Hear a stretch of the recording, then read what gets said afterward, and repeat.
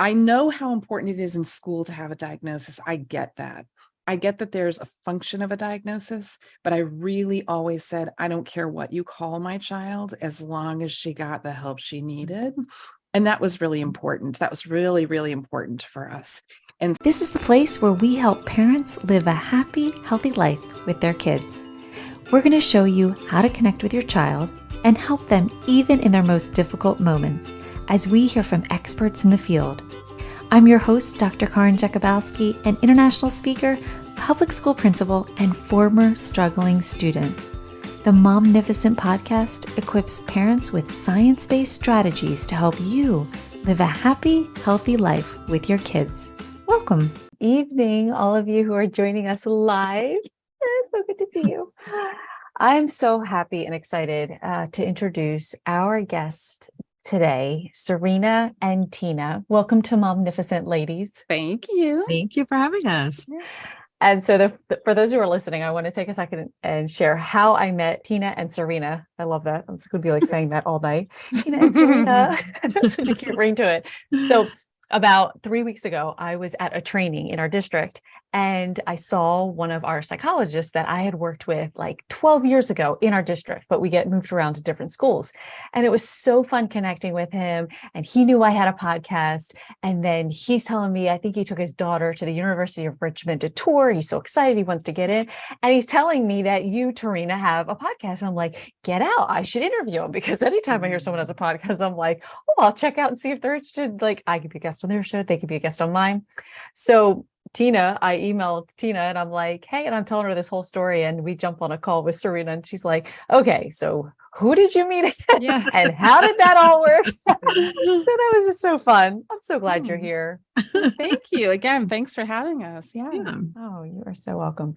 So I feel like talking about mental health and has become more of a word and a term that is more commonplace than it's been previous to pre-COVID, I would even say.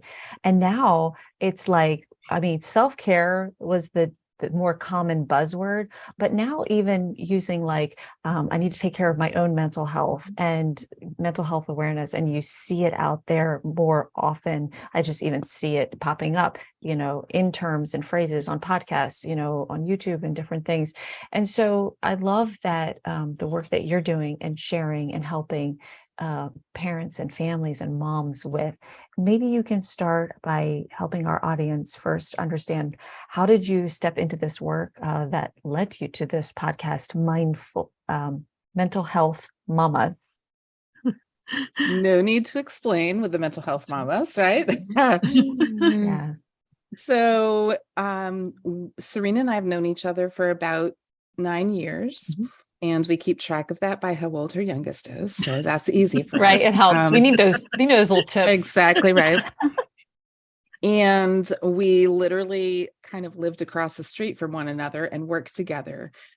Before like 9 years ago, we didn't know the other one lived in town and was struggling with the same kind of things that we were struggling with. And so thankfully, we were invited into a partnership that was really looking for family voice, and we became that family voice. And it has, I don't know, that's history, right, Serena? Yeah, so I would say who we are parents with lived experience. We made up letters to go after our names, since we know that often those things are very important. And we're both very, educated, smart women who've done lots of different things. But we came to this work literally with our lived experience of parenting kids who struggle with their mental health. And so that's how the two of us met. Yeah. I love that. So when someone says, my family has dealt with mental health issues, maybe just help us understand from your perspective, even, because there could be multiple perspectives on that. What does that mean exactly? Because I just feel like it covers a host of things. And I think I'll speak for myself. I make a lot of assumptions, and I'm not sure which way I'm supposed to be thinking without more information. So like, it's such a broad term. So what would you say? It is a broad term. And I think let's circle back to what you said at the beginning, which was, since COVID, people have really come to realize that what we profess every week on our podcast, and that is, we all have mental health. Are we well, or do we need support? And I don't think we've ever thought of mental health like that in the past. I mean, certainly not. We've talked about it many times. When we grew up, we didn't talk about mental health. And No way. so I think the isolation certainly contributed to that. I think let's just face it, during COVID, we were equal, whether you were learning at home, working at home, you were parenting at home, everybody, there was a level playing field. All of us were struggling. Honestly, I've never met anyone who said, oh yeah, that was a piece of cake, loved it. Right. Right? Yeah. And for so many people to be facing a difficulty at the same time was something we haven't experienced. So maybe you can address the other part, Serena, about the, kind of mental health struggles, and it's all over the board, right? Well, it is. And I think, one of the things we really want to do is just normalize this conversation to, again, we all have mental health, just like physical health. And, just like Tina, I grew up not talking about those things. And so I have 3 kids, and all 3 of them struggle in a variety of different ways. But when my second born was really young, she started exhibiting, sort of symptoms and signs that made it virtually impossible to kind of go out in the world and be, what we might say normal, right? I don't like that term very much. Yeah, normal, Typical. right? So what that looked like is for, she was 3 years old, and, we couldn't take her to the playground. We couldn't go eat at a restaurant. We couldn't do play dates. We couldn't go to somebody's house because of her behaviors. And as a parent, the first thing you do is blame yourself, right? You think, you've done something, or I'm not parenting correctly, which was interesting because my firstborn, we didn't have that same experience. And so, there's a lot of shame, right? A lot of embarrassment. And I literally thought that I was the only one dealing with a child that couldn't go to the playground without, it ending in disaster. Mm-hmm. Yeah. It turns out she isn't. Right. Which is kind of awesome. So I'm the mom of 2 adult kids, and I have one who struggled pretty profoundly since the age of 9. And I would say both my kids struggle with COVID, with their mental health. I mean, we all did. So it is ever evolving, and Serena and I often talk about, so we're not really about diagnoses in the sense that, first of all, we are not qualified to give anyone a diagnosis.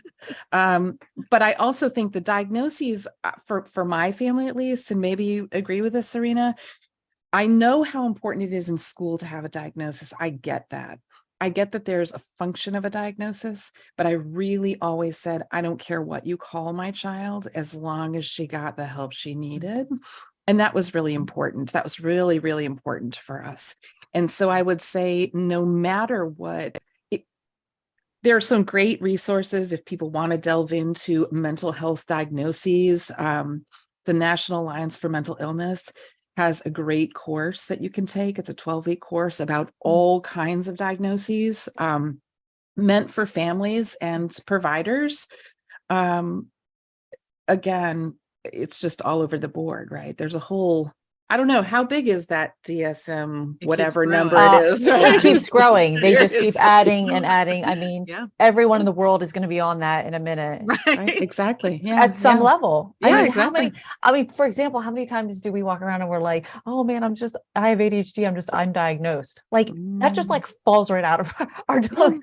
So to the point where I'm like, we're all going to be on there at some point. Right. Someplace, well, I really believe that it's all a spectrum, right? So if we look at the ADHD spectrum, or the anxiety spectrum, or depression spectrum, autism, right? That we all exist somewhere on that Asperger's, because there's high functioning, and we're all just a variety off of it, I think.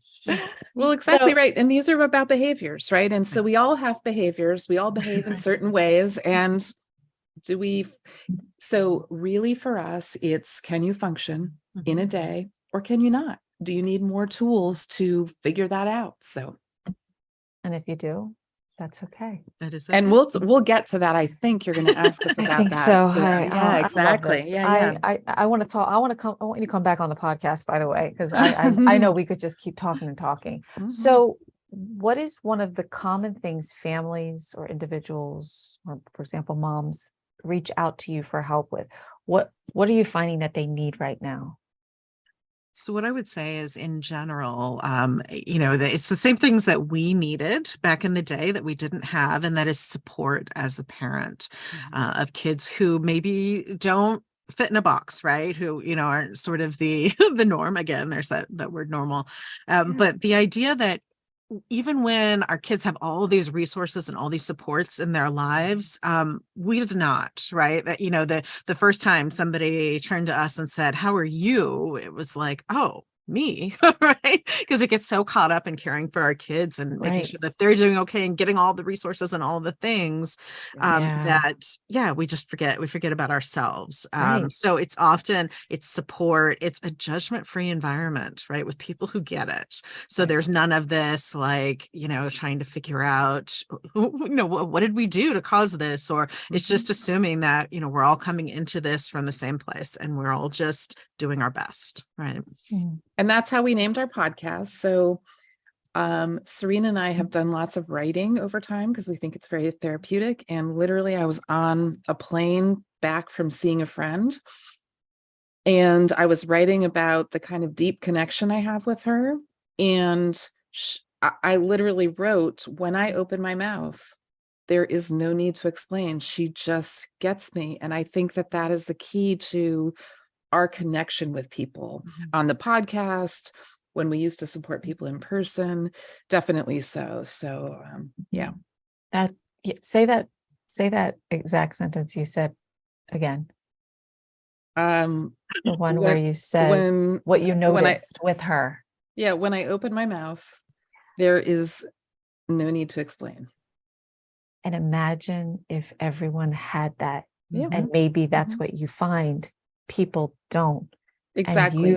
it sounds like you both create an environment or a system or a space Mhm. where imagine you could feel this way. And what would that be like for you? Exactly. And I just want to take a second and say you are a school person. I don't want, Yeah. I'm just but kidding. I'm just kidding. here's the thing. I'm just kidding. Go ahead. I don't know where you're going with that. Well, I'll keep going. Go So ahead. I feel like our kids had tons of support. I love that there are lots of wonderful built-in supports in the world for our children. And I just want to circle back to that point. I think it's in the What Happened to You book by Bruce Perry and Oprah, when he says, people question, like, why are there so many kids in the system right now? Why is the foster system so overrun? What is going on with parents? And I think the point that he makes there is we used to have a lot more natural supports in our lives. We don't have that anymore. So when you asked us the question, what do people need right now? I think that answer that Serena had was beautiful. We all need more support. We need support, and we don't need the kind of formal support telling us. I just think of bio parents who don't have their kids, right? And I think a mom who's 24 years old and has 3 children, she's doing the best she knows how to do. Oftentimes she was a foster child herself, right? And how do we support her in the best way we know how? Most of that looks like giving her direction. Here are the hoops you have to jump through, right? We don't give that kind of support. We are shoulder to shoulder support, helping people. Just they don't need to explain to us. We can help them hold their story. Anyway, we And miss that probably direct work, right, Serena? We do. miss We it. Yeah, we do. miss it.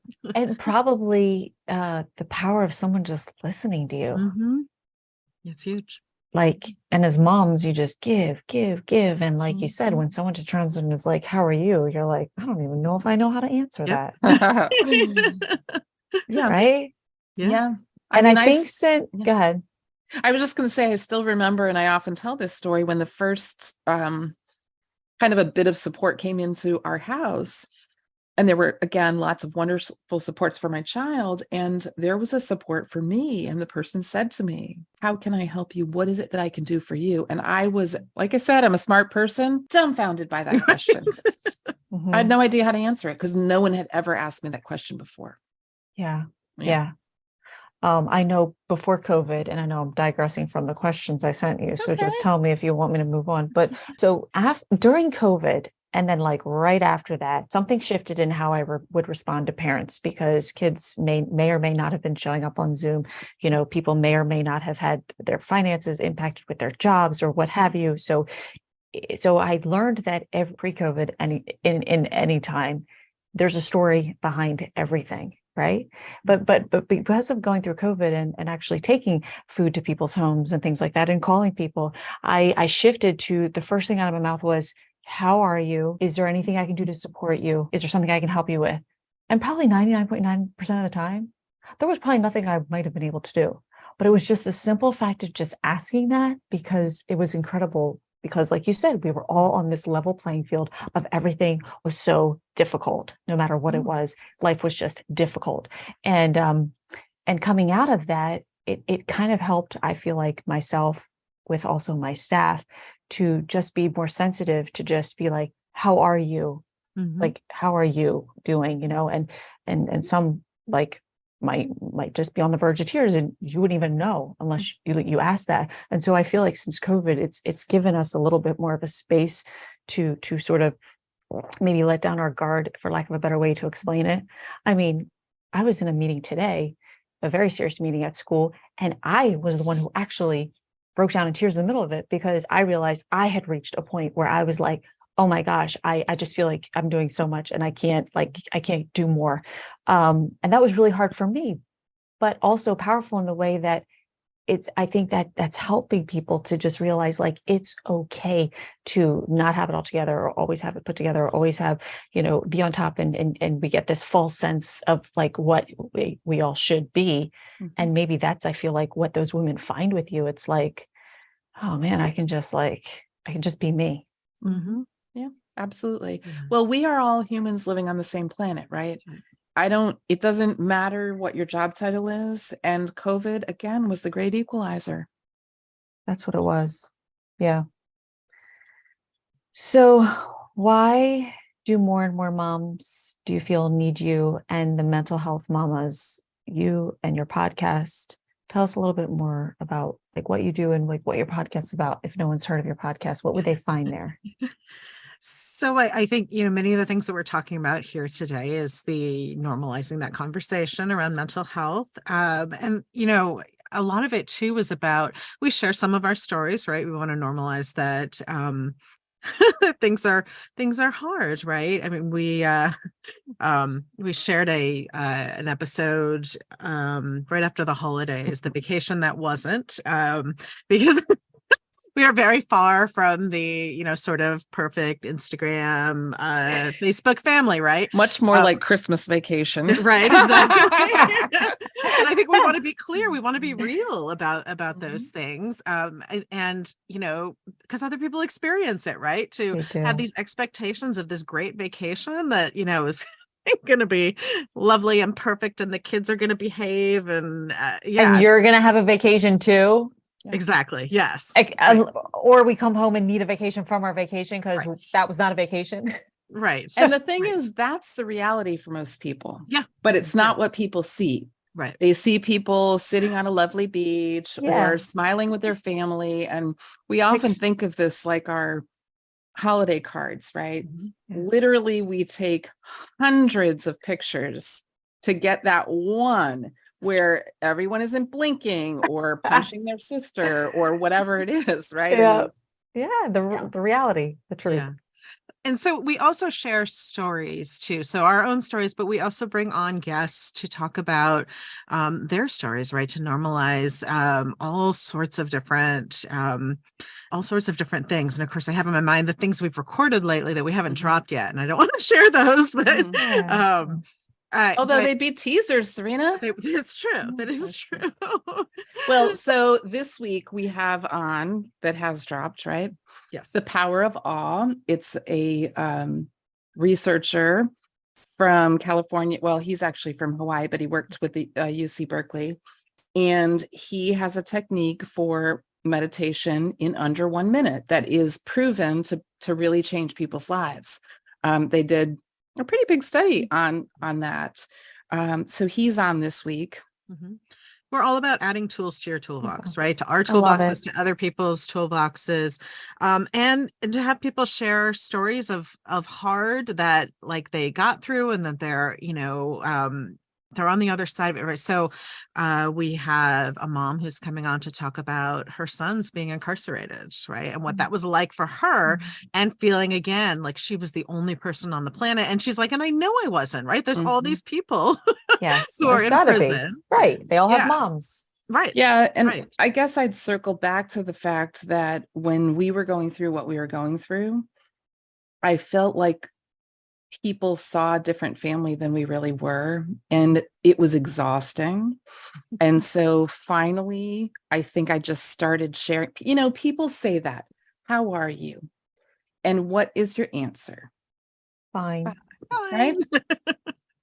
I got tired and exhausted of saying fine. So one of my favorite answers when we were at a party was to say mixed.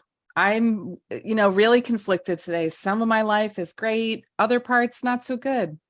I like Or that. I would say, like right now in this moment, everything is good.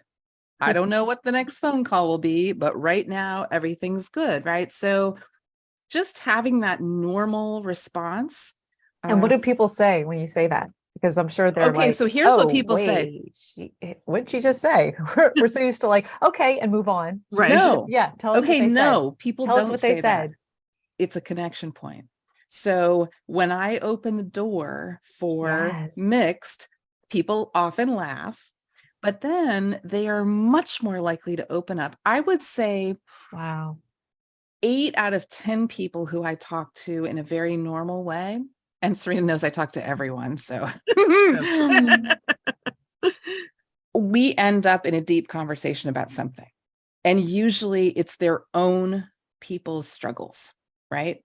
And I Yeah. will clearly reveal none of those here. I Mhm. think one of the things people like about us is we are totally about confidentiality, whether it's working with staff in a school or nurses or whatever. We never share anything because then people feel safe. They're like, you know Yeah. what? We know that you're not going to share any of our stuff. And so we're happy to tell you all the things and have you help us hold them. Mm. So could you imagine if we taught people to respond in ways like you were saying Mhm. to help open up that, and the more that we can help others open up, that help others open up, that help others open up, and our kids, even more importantly, watching us, because they learn by watching us more than what we're going to say. And how powerful and incredible to really help our kids with this. Yeah, Because you're right. Yeah, it's the vulnerability, right? It's Mhm. the struggle of the vulnerability that we all have. Yeah. I just got tired of being tired and just decided to try it. And Yeah. I don't know. It's Yeah. working. It's Yeah. working for me. I wouldn't have met the lovely Serena Ward if I hadn't been vulnerable and put myself out there. So And I wouldn't have met you two. And I feel like we're like kindred spirits. And I just met you. yeah. I was really looking forward to this talk with you.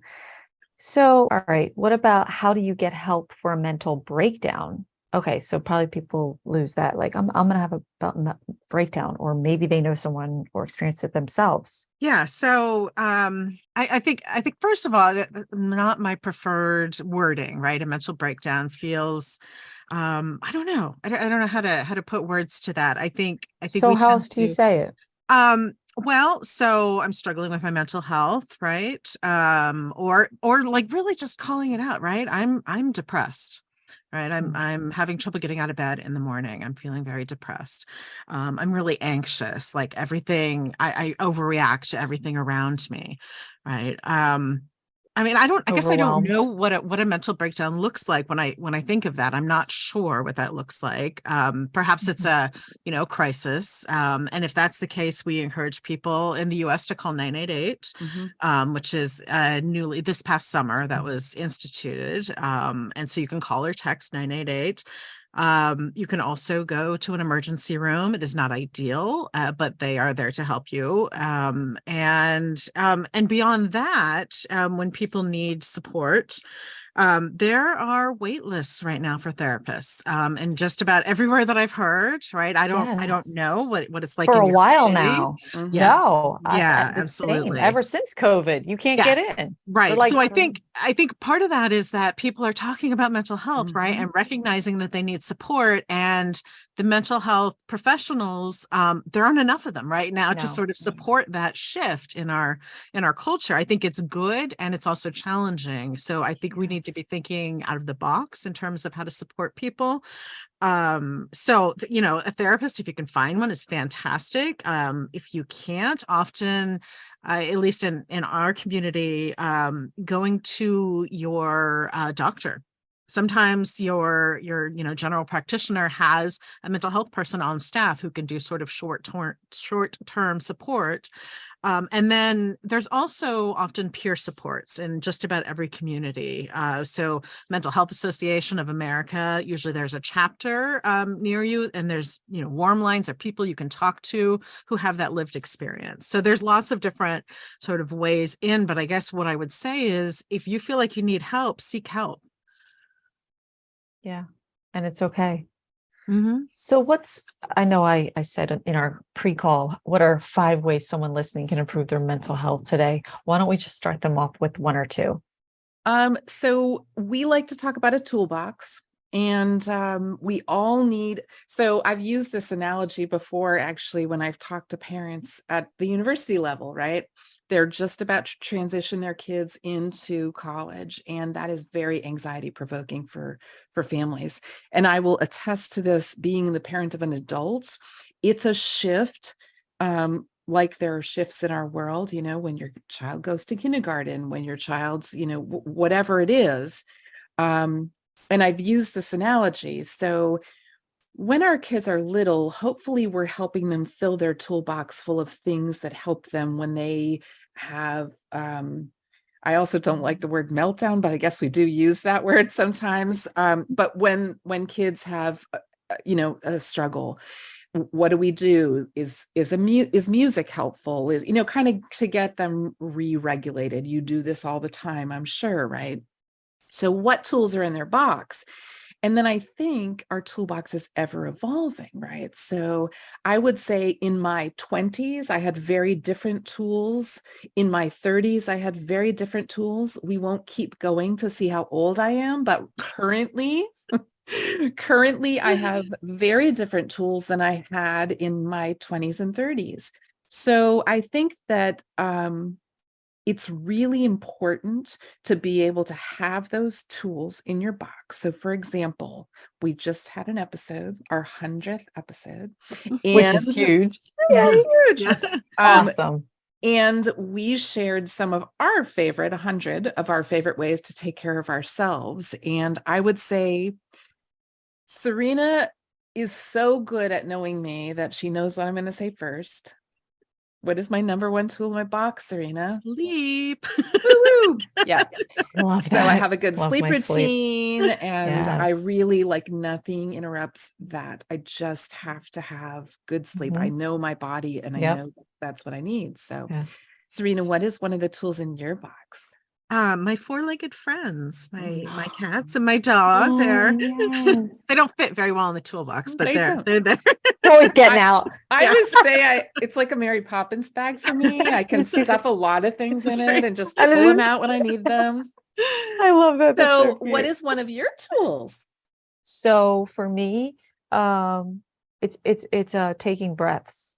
Like I teach mindfulness to the kids at school, and I learned some breathing, and one of them's the finger breath. And I'll literally, my secretary walked into my office one day, and I was sitting there doing my breaths, because for me, I've probably practiced and learned them more over just the last couple of years. Like you said, I didn't know that as a kid. which is why I love teaching kids this.